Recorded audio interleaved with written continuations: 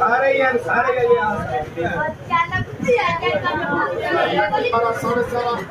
साढ़े 1700 दादा 1700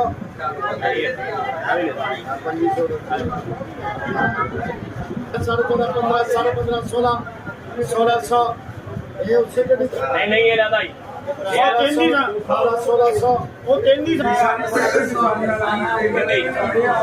केंदी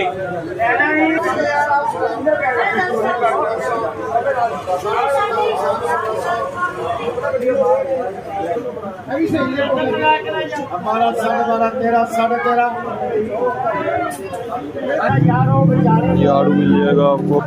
ये आड़ू आपको मिल जाएगा मंडी में 900 रुपये गल, 900 रुपये किलो। 900 रुपये का ये आड़ू मिल जाएगा। आड़ू का डब्बा मिल जाएगा 900 रुपये का, और इसमें तकरीबन 10 किलो और 9-10 किलो वज़न होगा। ये है 1000 रुपये का, इसका भी 10 किलो वज़न है। ये सारे आड़ू आपको 1000 का डब्बा मिल जाएगा मंडी फ्रूट मंडी इलाहाबाद टाउन में। ये माशाल्लाह अच्छी खुरमानी आपको मिल जाएगी। खुरमानी का डब्बा 1400 रुपये का, वज़न होगा 8-9 किलो वज़न होगा इसका। माशाल्लाह चौंसा आम ये आपको मिल जाएगा 200 रुपये का, 15 किलो वज़न होगा। देख लें 15 किलो वज़न 2000 रुपये का।